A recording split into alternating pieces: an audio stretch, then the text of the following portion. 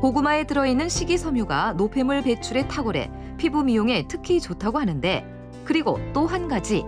고구마의 여러 가지 성분 중에서도 이제 이렇게 진액이 나오거든요. 이 진액이 이 꼬투리를 땄을 때 나오는 이 상처 같은 것도, 또 이렇게 캐다가 입힌 상처 같은 것도 다 아물게 하는 그 효과가 있거든요. 그런데 나중에 알고 보니까 이게 또 장에도 좋은 역할을 한다고 하더라고요. 산지에서 갓 수확한 고구마에서만 볼 수 있다는 하얀 진액. 여기에도 놀라운 성분이 존재한다는데, 고구마를 잘라보면 이 단면에 나오는 흰색의 진액이 바로 얄라핀이라고 하는 수지 배당체 성분인데요. 이 얄라핀이라는 성분은 식이섬유와 함께 장 운동을 돕는 효과가 굉장히 뛰어납니다.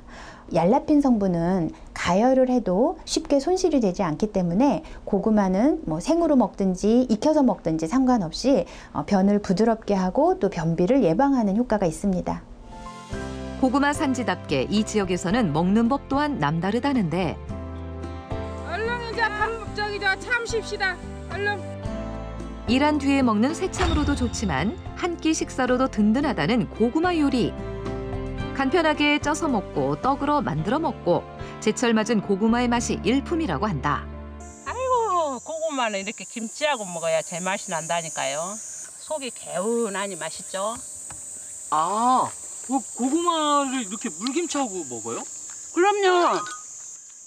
고구마하고 김치하고는 한상의 궁합이에요. 방구도 안 나오고. 그런 것 아, 같아. 김치랑 같이 먹으면 방구도 안 넣어요? 그럼요.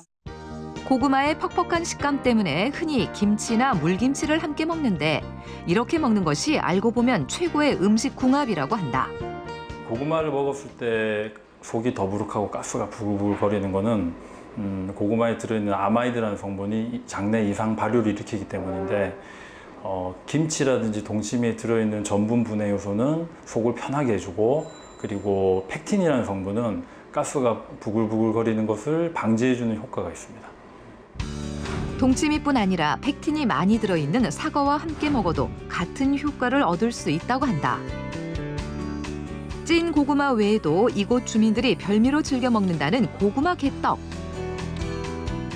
그런데 떡 색깔이 우리가 흔히 알고 있는 고구마로 만들었다기엔 색이 전혀 달라 보이는데, 아주 특별하고 맛있고 아주 색깔도 환상적인 고구마가 있어요. 특별한 고구마가 따로 있다? 이것이 바로 떡 만드는 특별한 고구마예요. 아, 이게 특별한 고구마예요? 네. 하지만 언뜻 보기엔 그 생김새가 일반 고구마와 별반 다르지 않았는데, 제가 가서 칼로 이렇게 잘라봐야지 알 것 같네요. 잠시 후 단면을 살펴보니 일반 고구마와는 확연히 다른 진하고 선명한 보랏빛 속살을 나타내고 있었는데, 요 보라색 꽃이 하얗게 이렇게 피었네요. 그런데 이 고구마 이름이 자색 고구마랍니다.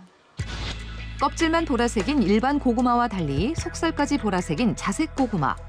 자색 고구마에는 항산화 효과가 뛰어난 안토시아닌 성분이 풍부한데, 안토시아닌이 많다는 포도와 비교해도 무려 7배 정도 많다고 한다.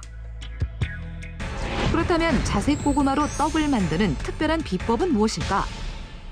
먼저 자색 고구마를 자른 뒤 그늘에 말려서 빻으면 고운 가루가 만들어지는데, 고구마 가루와 소금과 물 이것만 치면 이렇게 붓고 적당하게 반죽을 하면 돼요. 쌀가루나 다른 첨가물 없이 고구마 가루에 약간의 소금을 첨가한 물을 부어 잘 섞어준 뒤 골고루 치댄 후 먹기 좋은 크기로 빚어서 냄비에 넣고 중불에서 약 15분 정도 찌면 색도 곱고 영양가도 풍부한 자색 고구마 개떡이 완성된다고 한다. 이런 자색 고구마를 우리나라 사람들이 즐겨 먹는 떡에 활용을 하면 소화효소 활성이 증가해서 소화를 쉽게 해주고요. 또 일반 쌀로만 만든 떡보다는 혈당을 천천히 오르게 하는 효과가 있어요. 그리고 또 그 자색 고구마에 들어있는 안토시아닌은 가열을 해도 안정성이 높기 때문에 이렇게 조리 후에도 이런 높은 생리 활성을 기대할 수가 있습니다.